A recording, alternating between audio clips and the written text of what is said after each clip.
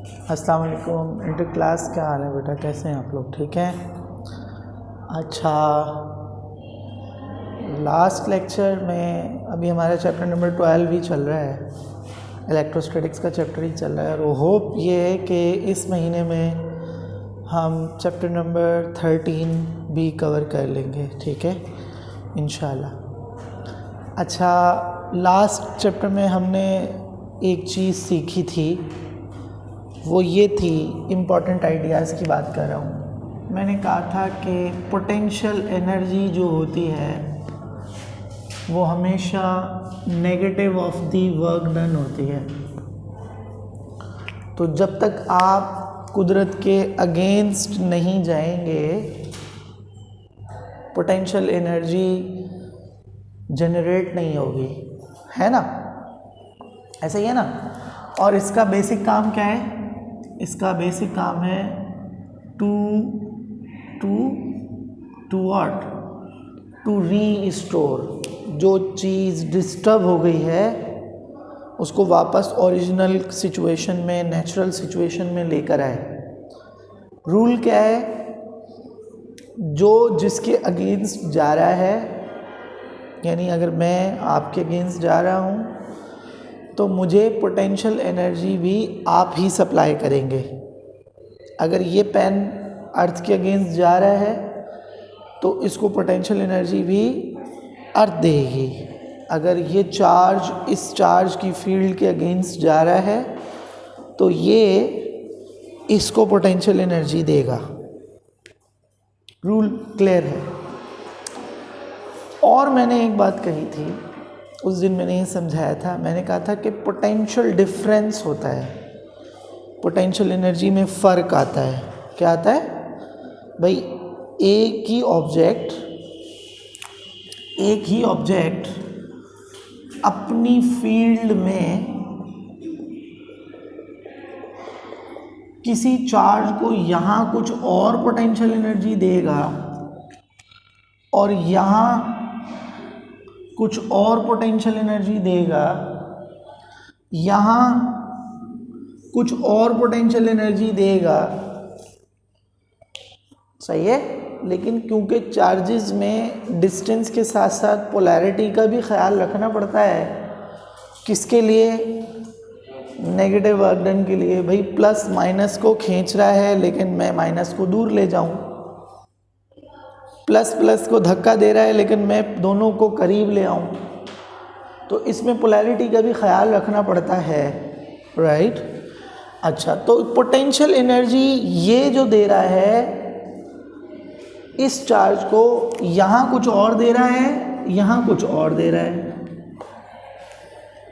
यही बताया था ना जो हमने पोटेंशियल एनर्जी का डिफरेंस, जब मैंने क्वेश्चन ड्राइव की थी तो वो आई थी U इज इक्वल्स टू के Q square upon what? 1/R1 minus 1/R2। यही आई थी ना? 2 पॉइंट्स पे पोटेंशियल एनर्जी डिफरेंट मिल रही है। 2 पॉइंट्स पे पोटेंशियल एनर्जी जो सप्लाई होगी, यहाँ अर्थ कुछ और देगी, यहाँ अर्थ कुछ और देगी। लेकिन चार्जेस में डिस्टेंस के साथ साथ पोलैरिटी को भी देखना पड़ता है। अगेन दोबारा से बता रहा हूँ, ग्रेविटेशनल में सिर्फ डिस्टेंस को देखना पड़ता है, चार्जेस में डिस्टेंस को भी देखना पड़ता है, पोलैरिटी को भी देखना पड़ता है कि नेगेटिव वर्क डन हो क्या रहा है। तो ये पोटेंशियल डिफरेंस कहलाएगा, पोटेंशियल एनर्जी का डिफरेंस है।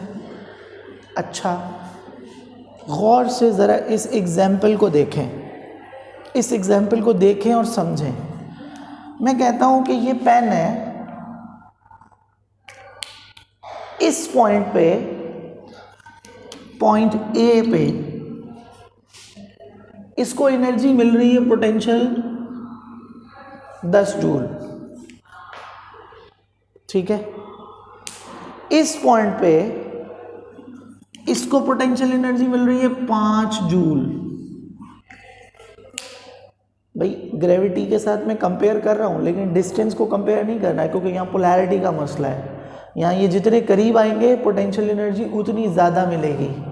That's the negative work done, that's the negative work done है ना भाई, राइट। मैं सपोज कर लेता हूँ कि भाई यहाँ चलो इसी की मिसाल ले लेते हैं, जब ये करीब है तो यहाँ इसको मिल रहे हैं 10 जूल्स, जब ये दूर है तो इसको मिल रहे हैं 5 जूल्स। डिफरेंस कितना आ रहा है, कितना आ रहा है 5, this is 10 joules minus 5 joules, तो ये आ जाएगा 5 जूल्स का डिफरेंस है बिटवीन द 2 पॉइंट्स। सही है, क्या हुआ, जितना डिफरेंस था उतना ही मैंने डिफरेंस इसको सप्लाई कर दिया। अगर ये डिफरेंस लेट से 30 जूल्स होता तो अब मैं इसको और स्पीड से फेंक देता। जितना डिफरेंस है, जितना भी डिफरेंस है, डिफरेंस ज़्यादा है, एनर्जी ज़्यादा आ रही है पार्टिकल के पास, डिफरेंस कम है, एनर्जी भी कम आ रही है, राइट राइट। वो एनर्जी किसको डिलीवर हो रही है, चार्ज को। जितना फ़र्क होगा उतना ही फ़र्क की एनर्जी इसको डिलीवर हो जाएगी। ऐसा ही हुआ ना भाई, इतना ही वर्क डन लगा है ना इस चार्ज को यहाँ से यहाँ तक लाने में। आसान अल्फाज में क्या बोलूँ, the energy required to change the position from one point to another point, कितना लगा है 5।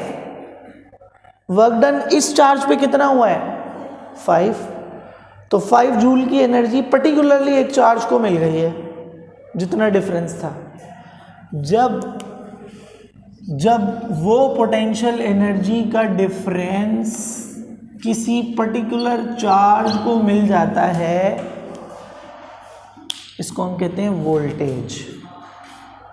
क्या कहते हैं, वोल्टेज। 220 और 11,000 वोल्टेज में क्या फ़र्क है कि 220 में शायद इलेक्ट्रॉन ऐसे जा रहा हो क्योंकि डिफरेंस ऑफ एनर्जी कम है, 11,000 वोल्टेज में हो सकता है इलेक्ट्रॉन ऐसे जा रहा हो।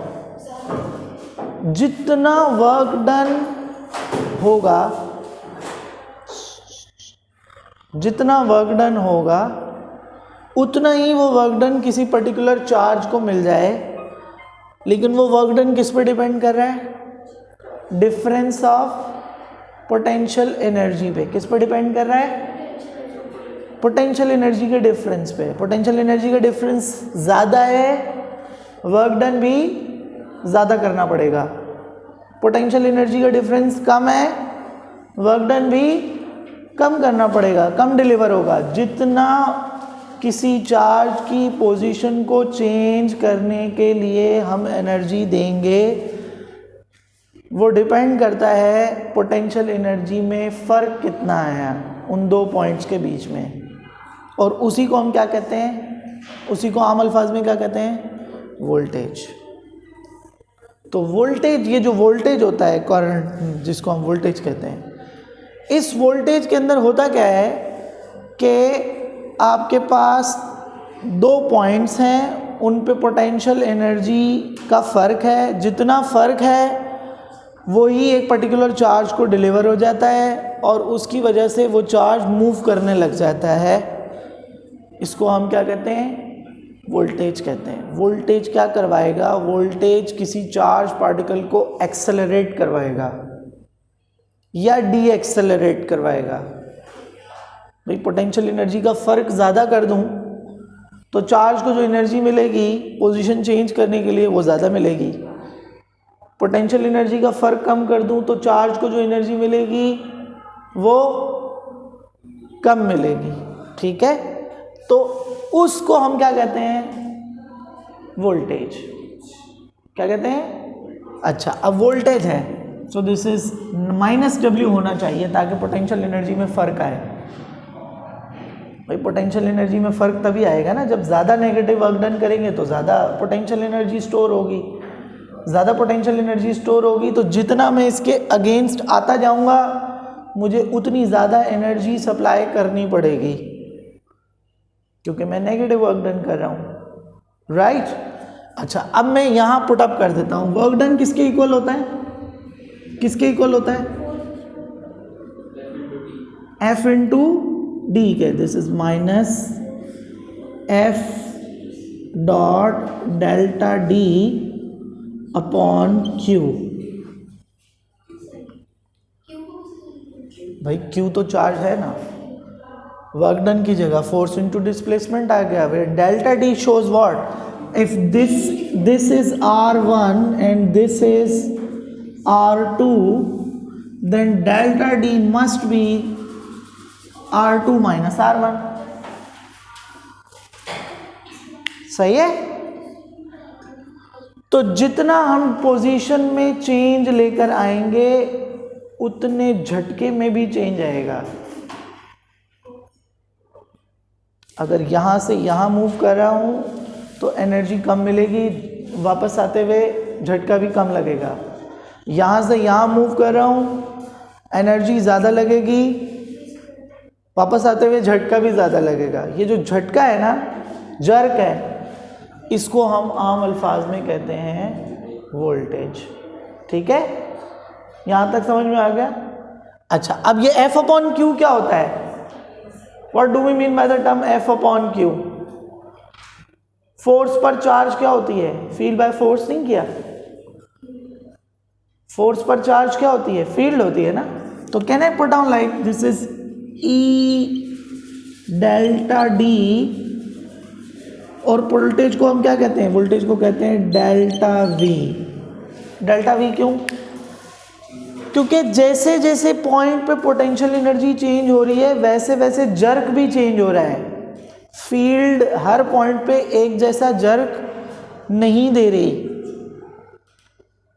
समझ में आ गया? उसको कहते हैं पोटेंशियल डिफरेंस। पोटेंशियल यानी पोटेंशियल एनर्जी का फर्क, जितना फर्क होगा उतना ज़्यादा वर्क डन होगा, जितना ज़्यादा वर्क डन होगा उतना ज़्यादा जर्क लगेगा। ये जो जर्क है इसको हम क्या कहते हैं, वोल्टेज। तो ये हो गया delta V. Delta V shows the points where jerk is applied. तो अगर पोटेंशियल एनर्जी का फ़र्क ज़्यादा है तो दो पॉइंट्स के बीच में एक जगह जर्क ज़्यादा लगेगा, एक जगह जर्क कम लगेगा। ये ऐसे है समझाने के लिए कि भाई मैं कहता हूँ आप कि ये कमरा फील्ड है और आपको मैं अलाउ कर रहा हूँ कि जो जितना ज़्यादा डिस्प्लेस हो आप उसको उतनी ज़ोर से धक्का मारें। तो आप क्या कंसीडर करेंगे कि भाई कितना ज़्यादा डिस्प्लेसमेंट आ रहा है, नेगेटिव वर्क डन कितना ज़्यादा हो रहा है, who is going against me, तो आप उसको ज़्यादा ज़ोर से धक्का देंगे।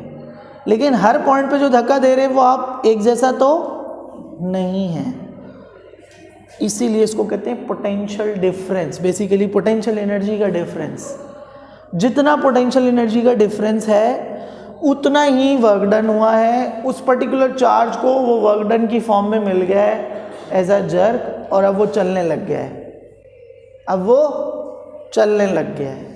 ये ऐसे कि जैसे वोल्टेज इंजन का काम करता है, ये कार को चलाता है, ये चार्ज को चलाता है, लेकिन इसके पीछे कौन है, कौन है, इलेक्ट्रिक फील्ड।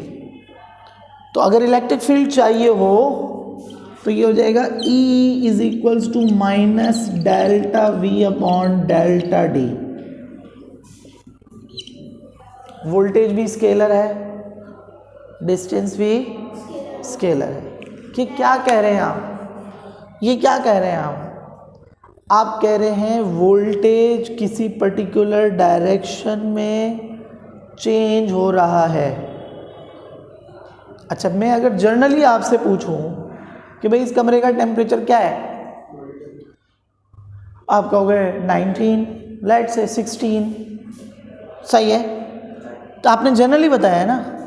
मैं कहूँ बताओ टेम्परेचर उस ऊपर वाले पॉइंट से लेके यहाँ तक कितना होगा। अब आपको मैंने टेम्परेचर कहाँ तक कैलकुलेट करने के लिए कहा है, एक पर्टिकुलर डायरेक्शन में। किसी स्केलर को जब आप किसी पर्टिकुलर डायरेक्शन में मेजर करते हैं, किसी स्केलर को भाई किस डायरेक्शन में कितना जर्क दे सकता है, ये चार्ज पार्टिकल की फील्ड किस डायरेक्शन में कितना जर्क दे सकती है, वो किस पर डिपेंड कर रहा है? वो डिपेंड कर रहा है कि वो वर्क डन कितना होता है। जितना ज़्यादा वर्क डन होगा उतनी ज़्यादा पोटेंशियल एनर्जी में फ़र्क होगा। सही है, बेस पॉइंट्स क्लियर हैं। तो अब ये क्या कह रहा है? ये कह रहा है इलेक्ट्रिक फील्ड मालूम करने का चौथा तरीका ये है कि आप सिर्फ ये पता कर लें कि कोई चार्ज अपनी फील्ड के ज़रिए किसी दूसरे चार्ज को किसी पर्टिकुलर डायरेक्शन में कैसे जर्क दे सकता है। तो ये जो मेथड है, ये जो अभी मैंने करवा दिया है, which is field by potential. लेकिन पोटेंशियल को समझने के लिए पोटेंशियल डिफरेंस समझना ज़रूरी है। वोल्टेज को पोटेंशियल कहते हैं, पोटेंशियल डिफरेंस कहते हैं, ठीक है, which is basically the change in potential energy पर चार्ज। जितना चेंज इन पोटेंशियल एनर्जी हुआ है वही एक पर्टिकुलर चार्ज को डिलीवर हो जाए। अब ये एमसीक्यू है। मैं क्या कह रहा था कि किसी स्केलर को किसी पर्टिकुलर डायरेक्शन में मेजर करना, ये this delta upon delta D, ये कहलाता है ग्रेडियंट। क्या कहलाता है? ग्रेडियंट। ग्रेडियंट मैथमेटिक्स में ग्रेडियंट वो टूल है जो किसी स्केलर के ऊपर अप्लाई होता है तो वो स्केलर को पर्टिकुलर डायरेक्शन में खींच देता है, और इस तरह वो स्केलर एक पर्टिकुलर डायरेक्शन में पता चल जाता है। वेक्टर नहीं बनता, वेक्टर नहीं बनता। वेक्टर तब बनेगा जब स्केलर के साथ यूनिट वेक्टर मल्टीप्लाई होगा। वेक्टर नहीं बनेगा, सिर्फ वो स्केलर एक पर्टिकुलर डायरेक्शन में आ जाएगा। उसको क्या कहते हैं? ग्रेडियंट। अच्छा, एमसीक्यू आते हैं एंट्री टेस्ट में, नस्ट के टेस्ट में और प्यास के टेस्ट में। इसमें से लाजमी एमसीक्यू आता है। What do we mean by the negative sign? Negative sign का क्या मतलब है? The negative sign shows the direction of electric field. No, it is the direction of electric field towards the decreasing potential. जहाँ जहाँ potential कम होता जा रहा है, इलेक्ट्रिक फील्ड की डायरेक्शन भी उसी तरफ है। यानी जैसे जैसे जर्क कम होता जा रहा है, इलेक्ट्रिक फील्ड की डायरेक्शन भी उसी तरफ ही है, जिस तरफ वो जर्क जो है वो कम होता जा रहा है। Basically voltage is the work done पर चार्ज। वो एनर्जी जो किसी चार्ज को दी जाए एक पॉइंट से दूसरे पॉइंट तक मूव करने के लिए, उसको हम वोल्टेज कहते हैं। और वो वोल्टेज मिलते ही चार्ज पार्टिकल जर्क के साथ, झटके के साथ मूव करेगा from one point to another. अब ये दोनों पॉसिबिलिटी हैं कि वो हायर पोटेंशियल से लोअर की तरफ आ जाए और लोअर पोटेंशियल से हायर की तरफ चला जाए। दोनों पॉसिबिलिटीज़ हैं। लेकिन ये जो सीन है कि इलेक्ट्रिक फील्ड की डायरेक्शन निकालने का, इलेक्ट्रिक फील्ड निकालने का एक मेथड ये भी है कि आप वोल्टेज को पर्टिकुलर डायरेक्शन में ले लें, और जिस डायरेक्शन में वोल्टेज कम हो रहा होगा, जर्क कम मिल रहा होगा, उसी डायरेक्शन में इलेक्ट्रिक फील्ड भी होगी। समझ में आ गया? ये चौथा मेथड है, फील्ड बाय पोटेंशियल। और इसको हम ये भी कहते हैं कि electric field is the negative of potential gradient. क्या कहते हैं? Electric field is the negative of potential gradient. अब यहाँ से दो चीज़ें हैं, एमसीक्यूज और प्रॉब्लम। और वर्क डन का यूनिट क्या है? जूल्स। चार्ज का यूनिट क्या है? कूलम। एग्जामिनर कहेगा बताओ जूल पर कूलम किसकी डायमेंशन है? जूल पर कूलम किसका यूनिट है? अब जूल पर कूलम की अगर हम डायमेंशन निकालें तो क्या बनेगी? जूल को कैसे डिफाइन करते हैं? ये होता है KG metre square per second square into coulomb. तो ये क्या बनेगा? ये बनेगा KG metre square per second square per coulomb. Dimensions put करें तो डायमेंशन क्या निकलेगी? डायमेंशन निकलेगी M L square T minus 2 Q minus 1। Voltage का primary unit, how do we define 1 volt? Voltage का प्राइमरी यूनिट है जूल पर कूलम। अच्छा, electric field का यूनिट यहाँ से क्या बन रहा है? वोल्टेज का यूनिट क्या बताया अभी मैंने? वोल्ट्स। तो वोल्ट पर मीटर भी कौन होता है? Electric field. अब इलेक्ट्रिक फील्ड के कितने यूनिट हो गए? न्यूटन पर कूलम भी होता है और वोल्ट पर मीटर भी होता है। अगर क्वेश्चन आ जाए which one has the following units और दो एक ही ऑप्शन में दे दे, इसका मतलब किसके बारे में बात कर रहा है? इलेक्ट्रिक फील्ड के बारे में बात कर रहा है, चाहे वोल्ट पर मीटर में दे या न्यूटन पर कूलम में दे। अब कॉमन सेंस आपको अप्लाई करना है कि मुझे अवेलेबल क्या क्या है और मैं कौन सा सूटेबल फॉर्मूला इसमें अप्लाई करूं। मिसाल के तौर पे मैं आसान अल्फाज में पूछता हूं। मैं कहता हूं एक इलेक्ट्रॉन है, उसको 11,000 वोल्टेज देते हैं 1 मीटर के लिए। कितने मीटर के लिए? 1 मीटर के लिए। बताओ कितनी इलेक्ट्रिक फील्ड थी?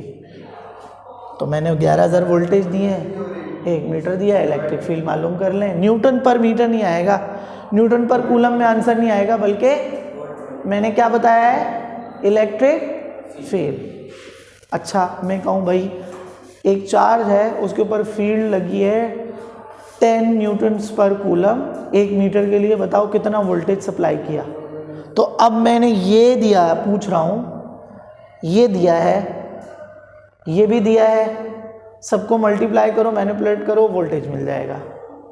एग्जामिनर छोटे छोटे problems, specially MCQs entry test के बना सकते हैं, और ये वे ऐसे टॉपिक होते हैं जिनमें एक टॉपिक से दूसरा टॉपिक ऑटोमेटिकली हिट हो जाता है। अगर मैं सिर्फ ये पूछता कि वोल्टेज की डायमेंशन क्या है, तो ऑटोमेटिकली मैंने वोल्टेज के बारे में भी पूछा और डायमेंशन के बारे में भी पूछ लिया। तो मैं चेक कर रहा हूं कि क्या इसको कॉन्सेप्ट क्लियर है या नहीं। यहां तक समझ में आ गया? ये इसके बारे में क्या लिखना है? The direction of electric field is always towards the decreasing potential. जिस एंड पे पोटेंशियल डिक्रीज हो रहा होगा, कम हो रहा होगा, 220 से 110 हो रहा होगा, उस डायरेक्शन में ही इलेक्ट्रिक फील्ड की डायरेक्शन होगी। यहां तक समझ में आ गया? बेसिक फॉर्मूले थोड़ा से रिवाइज कर लेता हूं जो अभी तक मैंने पढ़ाए हैं। वो क्या है? फोर्स है K/Q² अपॉन R²। फील्ड क्या है? फील्ड है K/Q² Q upon R²। Potential energy क्या है? This is K/Q² upon R। Voltage क्या है? This is voltage is equals to KQ upon R। Simple है, ठीक है। इसके अलावा इलेक्ट्रिक फील्ड का ये फार्मूला भी है, इलेक्ट्रिक फील्ड का फार्मूला ये भी है, इलेक्ट्रिक फील्ड का फार्मूला ये भी है, 5/a cos theta. Electric field का फार्मूला जो है वो Q/a Gaussian into epsilon not भी है, और इलेक्ट्रिक फील्ड का फार्मूला -ΔV अपॉन ΔD भी है। तो ये 4 मेथड हो गए: field by force, field by flux, field by Gauss law, field by potential. Chapter complete हो गया। अब सिर्फ कैपेसिटर रह गया, वो हम नेक्स्ट टॉपिक में डिस्कस करेंगे कि कैपेसिटर क्या होता है, कैसे काम करता है, उसकी टाइप्स क्या होती हैं, उसका मेन पर्पस क्या होता है, और कैपेसिटर के अंदर इलेक्ट्रिक फील्ड किस तरह से एनर्जी को स्टोर करती है, वो हम नेक्स्ट टॉपिक में करेंगे। ठीक है, सही है? तो यहाँ तक के लिए काफ़ी है। आगे वोल्टेज के लिए जो सॉल्व एग्जाम्पल हैं छोटी छोटी चैप्टर की, उनको काइंडली लाजमी देखें।